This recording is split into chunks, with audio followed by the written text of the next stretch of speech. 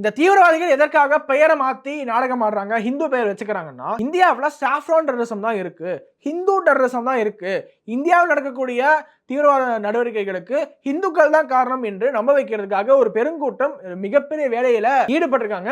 அது ஒரு மிக முக்கியமான எக்ஸாம்பிள் த ஹைஜாக். IC-814 ஹைஜாக்ல ஒருவரை ஒருவர் இந்த ஹைஜாக்கர்ஸ் ஹிந்து பெயர்களால அழைச்சுக்கிறாங்க என்பதை நாங்க சொல்லல, மினிஸ்ட்ரி ஆஃப் எக்ஸ்டர்னல் அஃபேர்ஸ் வெப்சைட்லயே கொடுக்கப்பட்டிருக்கு. These hijackers came to be known respectively as Chief Dr. Burger Bola Shankar, the names by which the hijackers invariably addressed one another. ஒருவரை ஒருவர் சங்கர், போலா இது போன்ற பெயர்களால அழைச்சுக்கிறாங்க.